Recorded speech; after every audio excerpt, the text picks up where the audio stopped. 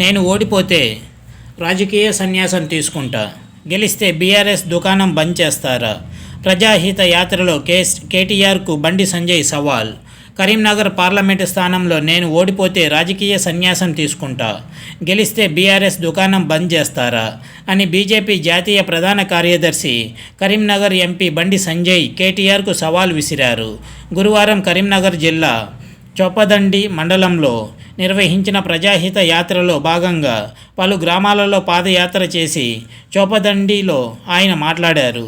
కేటీఆర్ని సవాల్కు నేను సిద్ధం, కేసీఆర్ను తీసుకురా, కరీంనగర్కు ఎవరేం చేశారో చర్చించేందుకు సిద్ధం అని ఆయన అన్నారు. దమ్ముంటే తన సవాలుకు స్పందించి రావాలన్నారు. కరీంనగర్ అభివృద్ధితో పాటు తాను చేసిన పోరాటాలు, బీఆర్ఎస్ పాలనలో జరిగిన అవినీతిపై కరీంనగర్ కామన్ వేదికగా చర్చించేందుకు సిద్ధంగా ఉన్నానని చెప్పారు. రాముడి పేరు చెప్పుకొని ఆనాడు ఎన్టీఆర్ వద్ద ఎమ్మెల్యే టికెట్ సంపాదించింది కేసీఆర్ అన్నారు. ఎన్టీఆర్ అసలు పేరు అజయ్ రావు. అయితే ఎన్టీఆర్ దగ్గర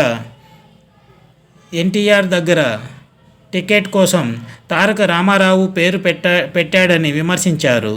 దేవుడిని నమ్మని కేటీఆర్కు రాముడి గురించి మాట్లాడడానికి సిగ్గుపడాలన్నారు.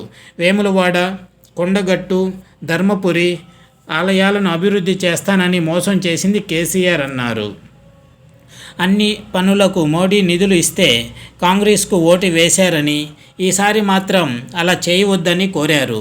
కాంగ్రెస్ పార్టీకి ప్రధాని మంత్రి ఎవరో తెలియదంటూ ఎద్దేవా చేశారు. ఇది వ్యూవర్స్ బండి సంజయ్ ప్రజాహిత యాత్రలో మాట్లాడిన మాటలు.